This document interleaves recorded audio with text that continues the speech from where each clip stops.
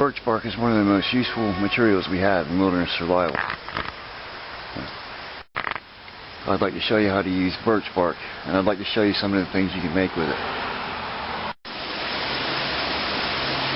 You see, birch bark is put together in various paper-thin layers, and those layers can be stripped off of the tree and cut into it, and strip it off of the tree and peel it apart, and you can use it to make buckets, bowls, cups, a lot of different other things. And if you want to make a waterproof bucket, like I demonstrated here in my book, you're going to need to use pine sap and birch bark.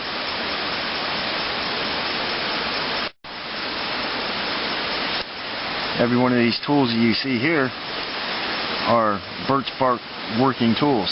This is a bark stripper. This is a punch for poking holes in the bark, and various. And all three of these are punches. Some of you may have already seen this badger bark stripping tool right here. This is one of my favorite tools to use for stripping birch bark off of trees. If you're doing smaller, more delicate work, I use this bark stripping tool. And I can also use this as a punch for poking holes in the birch bark.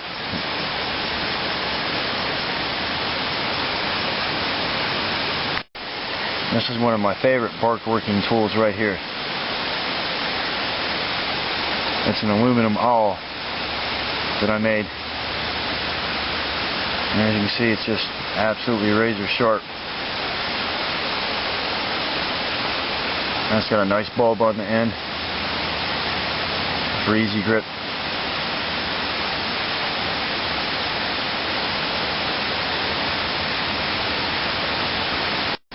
There are several methods you can employ to make a boat or a raft out of. But if you plan on making a birch bark canoe or a coracle, like this turtle shell coracle that I demonstrated in my book, you're going to have to strip large enough pieces of bark without any holes in it to make a waterproof vessel out of. It's extremely important that you respect our natural resources, and the stripping of bark from birch trees is prohibited in most states and in most countries, but a person should also do what they have to survive.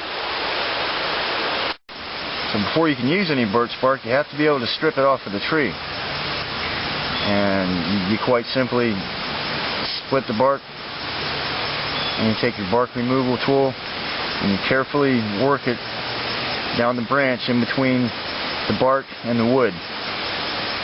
And if you do your work extremely carefully, you can remove the whole entire strip of bark from the tree without damaging it.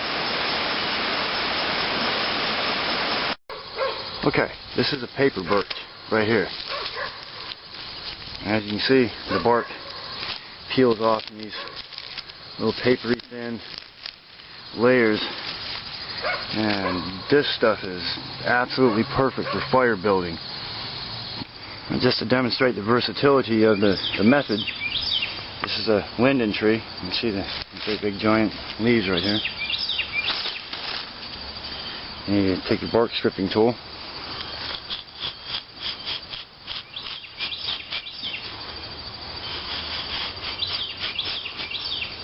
cut a stripe in it, and cut a ring at the top and bottom.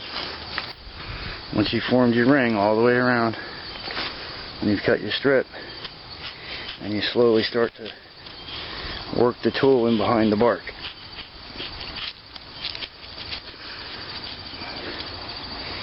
And take long slashes from top to bottom.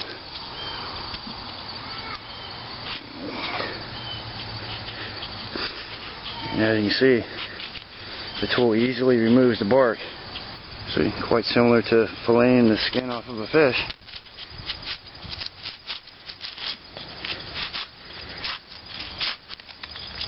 You just work the bark off of the tree. You see, there's a little nodule right there.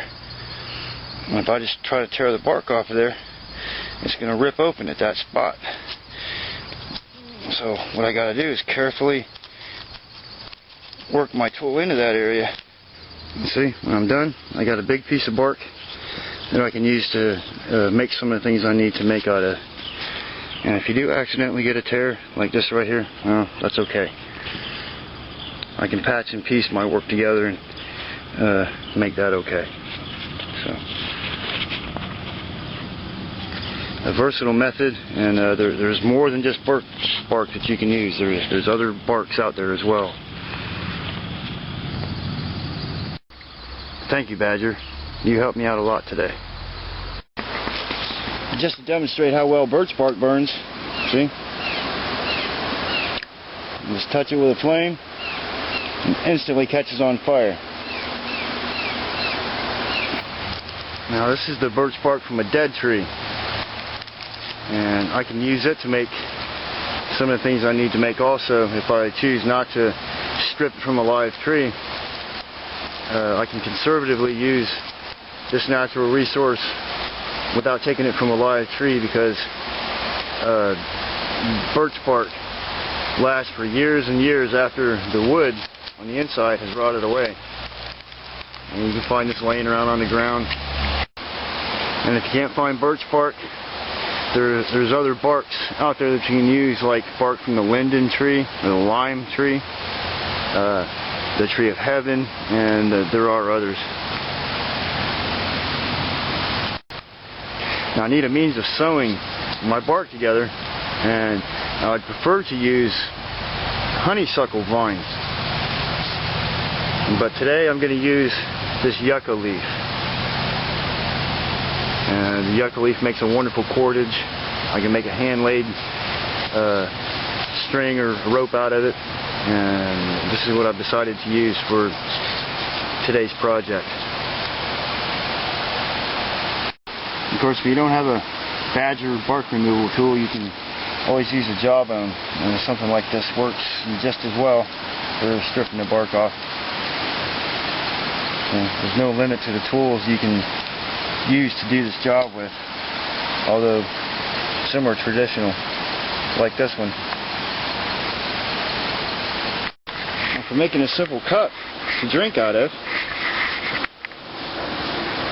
all you do is you take an oval shaped piece of bark,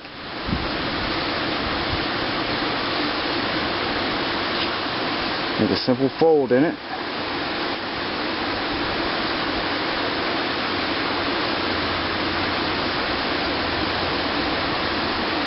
just make a simple fold in it, and very carefully poke a hole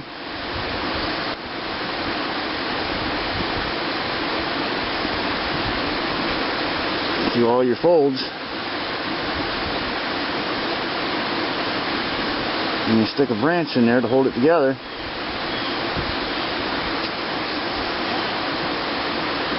Just like that. So it holds it together. Just like that.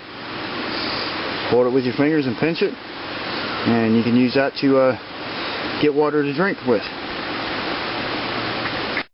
Now I've taken this tube of birch bark and I split it open, and what I can do is turn it inside out,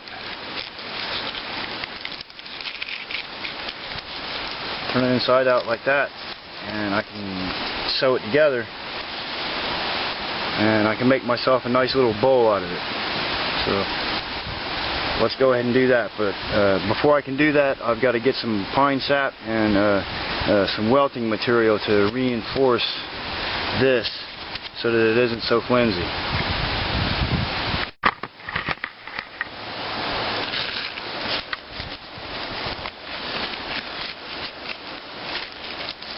So I got my folded birch bark, and I'll start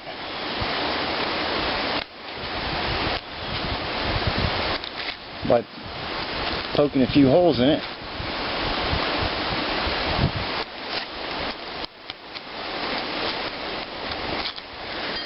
Poke a few holes in it. Now I'll take my yucca leaf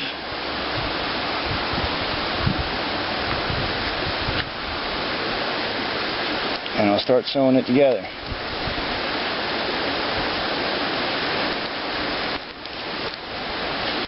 See? Press it through. See? It goes all the way through. See that?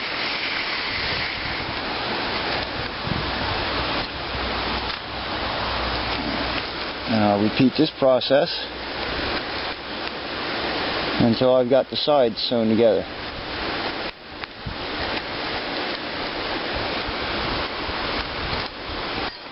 See?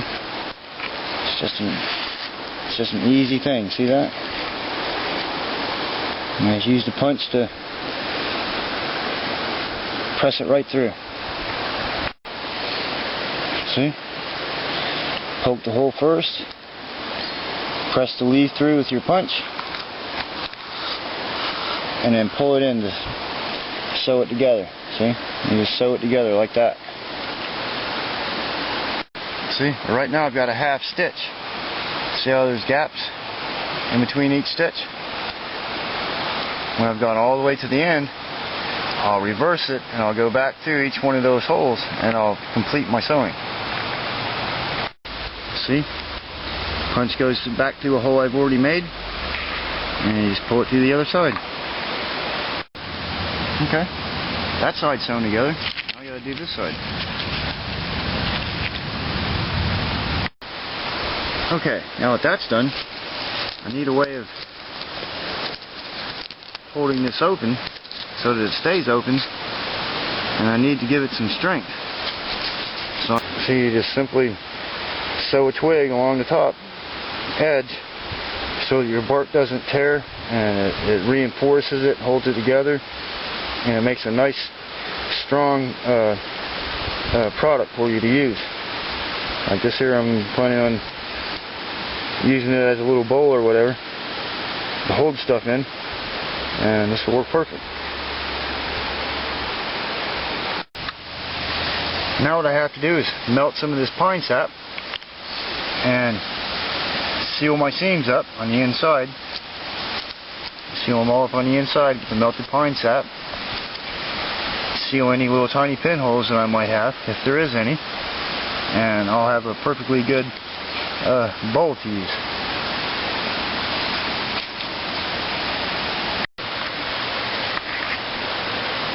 Sometimes simple is better. Yeah, I made this cone and just twisted it up into a cone shape. Passed the needle through it. See, holds it together. If I'm gathering pine sap or trying to hold something like that, but I don't want to get it all over my fingers, don't want to lose it, well, this is perfect. You might not always need to do your tying and welting operations like that when you're using birch bark or other barks to make stuff out of, because you know, sometimes just a simple thing like this is best. You be the judge. So now that I've taught you the traditional method of making buckets and cups and things like that out of birch bark, you no longer have a need to say, well, I didn't have a bucket to wash my dishes, I didn't have anything to cook my food in, because you can make a birch bark bucket, heat up some hot rocks, and cook a soup in it if you want to. It's all up to you. I remember watching someone trying to cross a frozen lake in Patagonia on a raft. As soon as they put the raft out in the water, it sunk on them. Well, if they would have made a canoe out of bark and pine sap, using my recommendations, or even a little coracle like I showed you in the book I wrote, they could have spent a week out on that water and never got their feet wet. So if you're in a survival situation, don't always be in a rush to get yourself out of the woods. Sometimes it isn't skill that allows you to survive. It's taking the time to provide yourself with the things that you need. Nature provided you with every single thing you needed to survive out in the wilderness. And if you follow my recommendations, you'll have those things that you need. My name is Trapper Jack. Thank you for watching.